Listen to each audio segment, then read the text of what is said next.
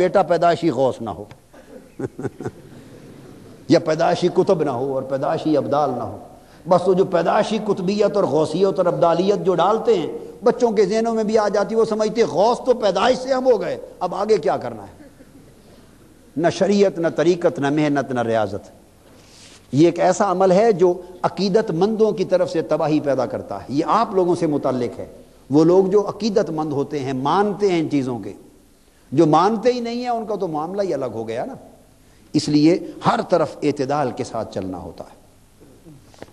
اور پھر اللہ پاک نے فرمایا سیدنا ابراہیم علیہ السلام کو، جب ہم نے وَإِذْ جَعَلْنَا الْبَيْتَ مَثَابَةً لِلنَّاسِ وَأَمْنًا، اور یاد کرو جب ہم نے اس گھر یعنی خانہ کعبہ کو لوگوں کے لیے رجوع اور اجتماع کا مرکز بنا دیا اور جائے امان بنا دیا، اور حکم دیا کہ وہ پتھر جس پر ابراہیم علیہ السلام نے کھڑے ہو کر کعبہ تعمیر کیا تھا اور جہاں ان کے قدموں کے نشان لگے تھے، وَاتَّخِذُوا مِن مَّقَامِ إِبْرَاهِيمَ مُصَلًّى، اور فرمایا حکم دیا کہ لوگو میرا محبوب اور مقرب بندہ اور برگزیدہ نبی ابراہیم جس مقام پر کھڑا ہوا تھا اس کے مقام کو، اس کی کھڑے ہونے کی جگہ کو اپنے لیے مقام نماز بنا لو.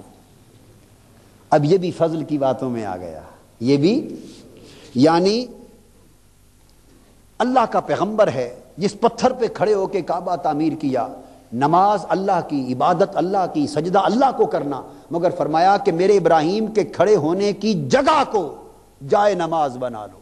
حالانکہ نماز تو جس جگہ بھی کھڑے ہو کے ادا کرو ہو جاتی ہے، مگر پیغمبر کے مبارک قدم جس پتھر پر لگ گئے اللہ پاک نے اسے کائنات کے سارے پتھروں سے منفرد کر دیا، جدا کر دیا. اب اس پتھر کا تو کوئی عمل نہ تھا، اس پتھر کے اندر نہ کوئی عمل تھا، نہ اس کے اندر کوئی ایسی کانسٹیٹیوشن تھی، نہ اس کے اندر ایسے کوئی قیمتی جواہر تھے جن سے وہ پتھر بنا ہوا تھا. عام پتھروں جیسا ایک پتھر تھا، مگر سارے پتھر ایک طرف رہ گئے. جہاں اللہ کے برگزیدہ پیغمبر کے قدم لگے وہ خانہ کعبہ میں رکھ دیا گیا. اور قیامت تک اب کسی کا طواف قبول نہیں ہوتا جب تک خدا کے گھر کے 7 چکر لگا کر حضرت ابراہیم کے قدموں کے نشان کے سامنے کھڑے ہو کر رب کو سجدہ نہ کرے. فرمایا میرے گھر کا طواف ہی ناقص رہ جائے گا جب تک مقام ابراہیم کی جگہ پہ سجدہ نہ کرو.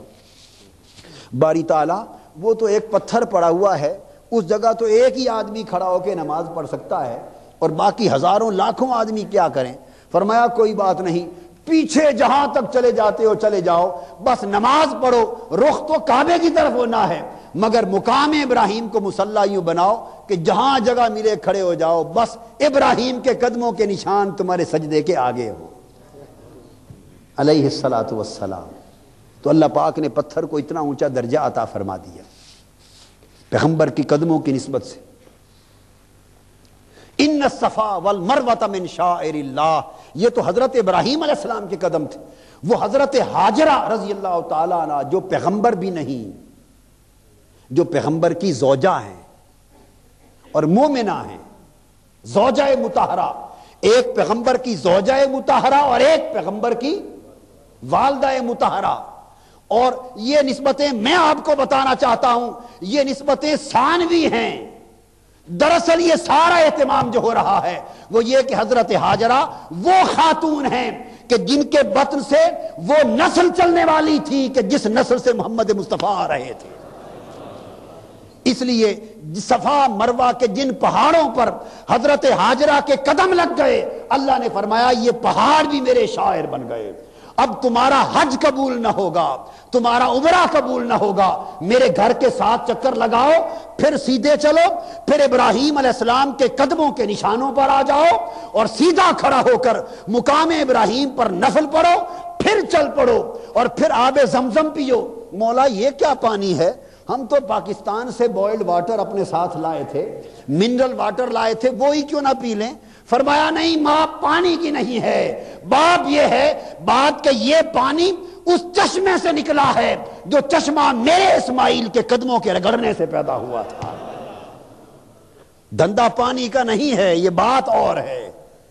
یہ آب زمزم یہ نسبت اسماعیل نے آب زمزم بنا دیا، یہ مقام ابراہیم نسبت ابراہیم نے مقام ابراہیم بنا دیا، اب آگے چلو، یہ دو پہاڑ آ گئے، فرمایا 7 چکر لگاؤ، اور یہ دو سبز ستون ہیں ان میں دوڑ لگاؤ، 7 چکر لگاؤ۔ باری تعالیٰ یہ بھاگنا اور 7 چکر لگانا یہ بھی کوئی عبادت ہے؟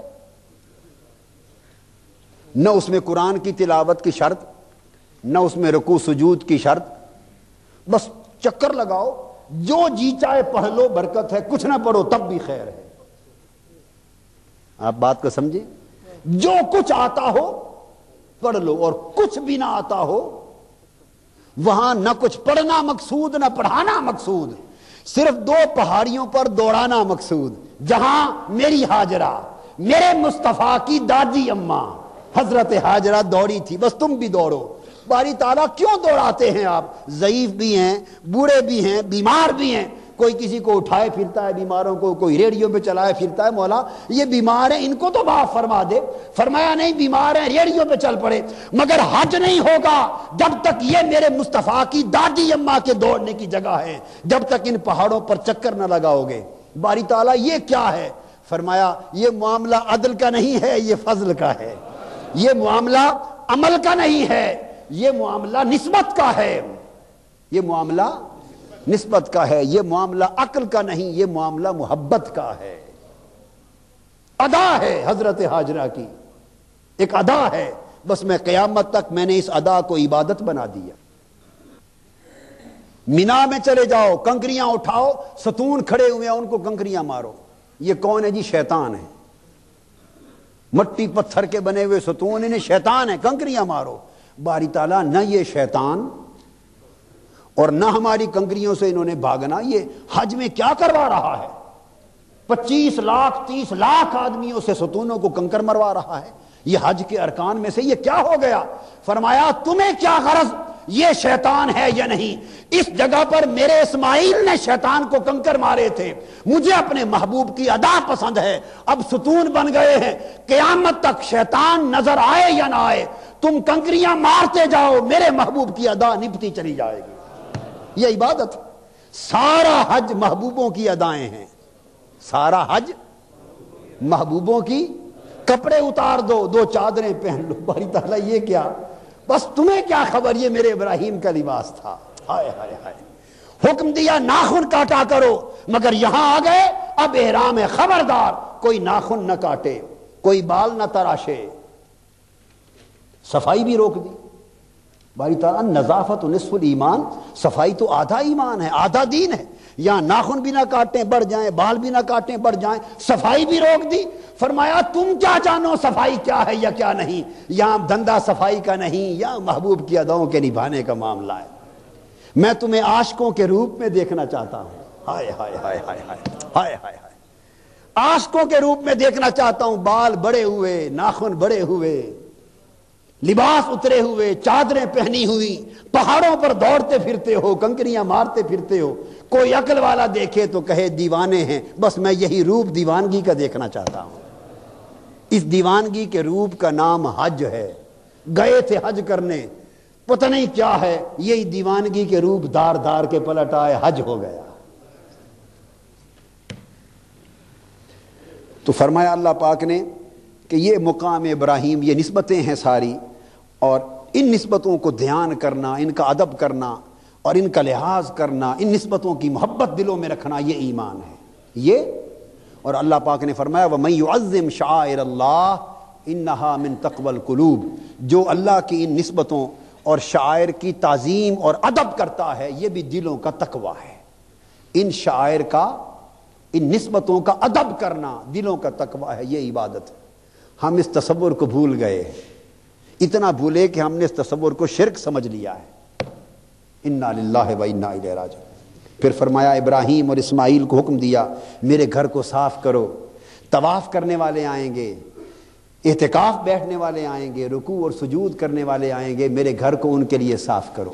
تو مسجدوں کو صاف رکھنا حضرت ابراہیم کی سنت ہے، مسجدوں کی صفائی کرنا، یہ جو خادم مسجدوں کے ہوتے ہیں، خدام، ان کا احترام کیا کریں، ان کو نوکر اور نیچ ملازم نہ سمجھا کریں۔ مسجدوں کے، اللہ کے گھر کی صفائی کرنا سنت ابراہیم ہے، سنت اسماعیل ہے، بڑا اونچا مقام ہے۔ مؤذن کو ہم سمجھتے ہیں کہ بس یوں ایک تھرڈ کلاس ملازم ہے گریڈ 4 کا، اوے اذان دے، معاذ اللہ استغفر اللہ، یہ ہماری طبیعتیں بن گئی ہیں، اور خبر نہیں کہ وَأَذِّن فِي النَّاسِ بِالْحَجِّ، یہ مؤذن بننا حضرت ابراہیم کی سنت ہے، حضرت۔ تو ہم ان نسبتوں کو بھول گئے ہیں کہ یہ نسبتیں کیا ہیں۔ بس آج بات یہاں ختم کرتے ہیں، جو کہ آگے دعائیں بھی آ رہی ہیں اور کچھ بیان آ رہے ہیں انشاءاللہ تعالی، ان کو کل بیان کریں گے، اور امید ہے کل اللہ کو منظور ہوا تو پہلا پارہ کل ختم ہو جائے گا۔ وما علینا الا البلاغ۔